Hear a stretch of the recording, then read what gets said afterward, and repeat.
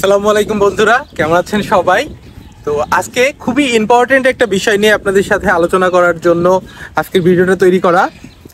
সেই ইম্পর্টেন্ট বিষয়টা হচ্ছে যে আমরা অনেকেই বাংলাদেশে যখন পাসপোর্ট করি তখন কোনো একটা ভুল হয়ে থাকে, যেমন কিনা আপনার মায়ের নামের সাথে আপনার পাসপোর্টের নামের একটু ভুল হয়, বাবার নামের সাথে ভুল হয়, অ্যাড্রেস নিয়ে কোনো ভুলও থাকতে পারে।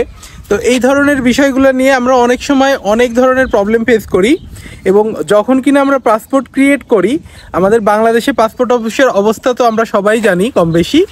তো তখন দেখা যায় যে আমরা আমাদের কারোর একটা হেল্প নিয়ে পাসপোর্টের ফর্মগুলো ফিল আপ করি।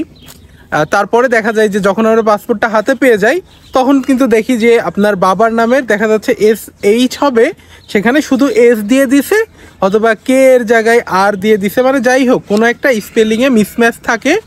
আর আপনারা জানেন যে নর্মালি যখন আপনি ফর দ্য ফার্স্ট টাইম আপনার নেম লিখতেছেন, যে কোনো মানুষের নেম, তখন কিন্তু নেমের ক্ষেত্রে কোনো ভুল নাই, আপনি যেভাবে স্পেলিং আপনার নামের করেন না কেন সেটাই কিন্তু রাইট। কিন্তু যখন কিনা আপনার পাসপোর্ট করবেন তখন অবশ্যই আপনি যখন হায়ার স্টাডিজের জন্য দেশের বাইরে আসতে যাবেন তখন কিন্তু আপনার সার্টিফিকেট প্লাস প্যারেন্টসের সব কিছু কিন্তু এক হইতে হবে।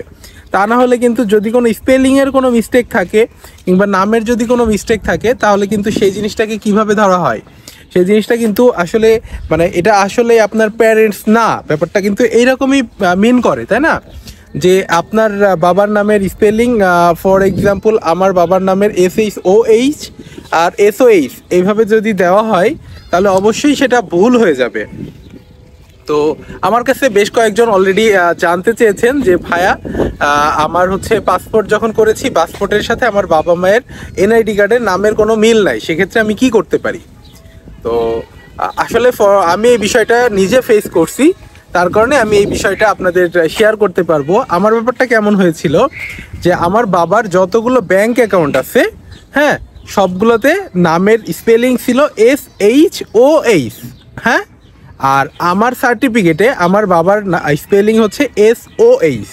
তার মানে মাঝখানে এই অক্ষর যেটা, এটা কিন্তু একটু মিসম্যাচ চলে আসতেছিল আমার বাবার ফাইন্যান্সিয়াল ডকুমেন্টস প্লাস বাবার NID কার্ড সব কিছু মিলে এইরকমভাবে একটা ব্যাপার চলে আসতেছিল, যেটা কিনা আমার সাথে মিল হচ্ছিল না। কিন্তু আমার যে সার্টিফিকেটগুলো আমি অর্জন করেছি, যেমন ধরেন SSC HSC, তারপরে ব্যাচেলরের যে সার্টিফিকেটগুলো আমি নিয়েছি, মানে সার্টিফিকেটগুলো প্রত্যেক জায়গায় কিন্তু আমার বাবার নাম যেটা ছিল সেটার সাথেই কিন্তু আমার মিল রাখাটা প্রয়োজন, ঠিক আছে?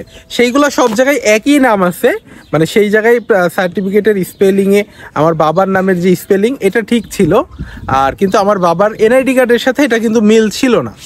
তো আমি বলতেছি আপনাকে যে আপনি যখন জার্মানিতে আসবেন, স্পেশালি যখন আপনি জার্মানিতে আসবেন তখন কিন্তু আপনার শুধুমাত্র ব্লকের অ্যামাউন্ট দরকার হয়। আপনার বাবার কিন্তু আর কোনো ফাইন্যান্সিয়াল কোনো ডকুমেন্টস তেমন কিছু লাগে না, শুধুমাত্র লাগে কোনটা, সেটা হচ্ছে ব্লক অ্যামাউন্ট, যেটা কিনা আপনি অলরেডি জার্মানিতে পাঠিয়ে দিচ্ছেন, হ্যাঁ। তাছাড়া আপনার হচ্ছে বাবার কোনো ধরনের NID কার্ড, বাবার পাসপোর্ট, বাবার ব্যাংক ডিটেলস, এগুলো কোনো ধরনের ডকুমেন্টস কিন্তু জার্মানিতে আসার জন্য লাগে না, ঠিক আছে? তো তার জন্য আপনাদের যদি এই ধরনের বাবা মায়ের নামের সাথে কোনো মিসম্যাচ হয়ে থাকে তাহলে আপনাদের জন্য আমার যে সাজেশন থাকবে স্পেশালি ফর জার্মানি, সেটা হচ্ছে যে আপনার প্রিভিয়াস সার্টিফিকেটগুলোতে নাম যেরকম আছে আপনি আপনার পাসপোর্টে আপনার বাবা মায়ের নাম ঠিক সেই রকমভাবেই দিবেন, যাতে আপনার ডকুমেন্টসের ভিতরে কোনো ধরনের প্রবলেম না থাকে, মানে আপনার সার্টিফিকেটের সাথে আপনার পাসপোর্টের জন্য কোনো ধরনের মিসম্যাচ না থাকে। এইখানে যদি মিসম্যাচ হয় তাহলে কিন্তু আপনার অবশ্যই প্রবলেম হতে পারে। তো আমি সাজেস্ট করব আপনাদের যে আপনারা সবাই আপনার হচ্ছে সার্টিফিকেটের সাথে পাসপোর্টের মিল রাখবেন।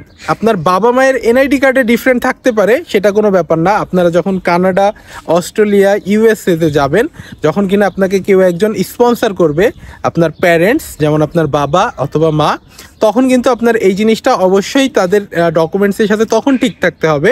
কিন্তু আপনি শুধুমাত্র জার্মানিকে ফোকাস করে যদি করেন তখন কিন্তু আপনার সার্টিফিকেটের সাথে মিল থাকলেই হচ্ছে, কারণ বাবা মায়ের কোনো ডকুমেন্টস আপনার এমবাসিতে শো করার প্রয়োজন হয় না আসলে।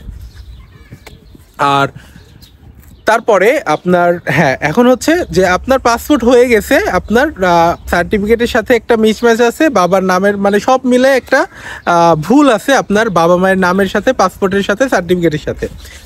সেক্ষেত্রে করণীয় কি?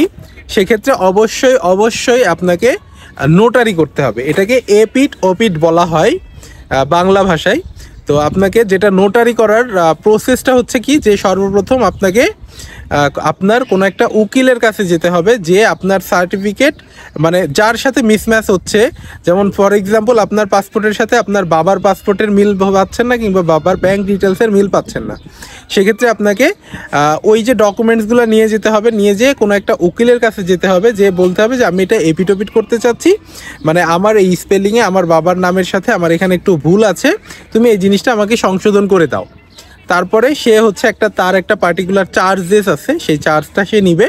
চার্জটা নেওয়ার পরে একটা নোটারি করে দিবে।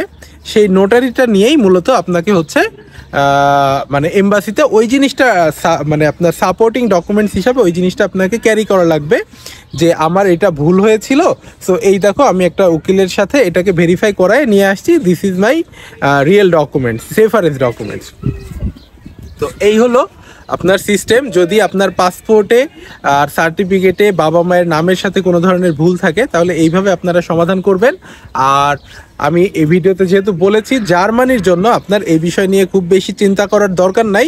জার্মানির জন্য আপনি আপনার সার্টিফিকেটের সাথে সব কিছু মিল রাখবেন, তাহলেই ওকে, ইনশাল্লাহ কোনো প্রবলেম হবে না।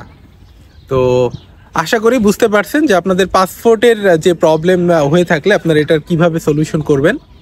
তো ভালো থাকবেন সবাই। যদি ভিডিওটি আপনাদের হেল্পফুল মনে হয় তাহলে সাবস্ক্রাইব করবেন, লাইক এবং শেয়ার করে আপনাদের বন্ধুর মাঝে ছড়িয়ে দিন, তাতে করে ইন্সপিরেশন বাড়ে। আসসালামু আলাইকুম।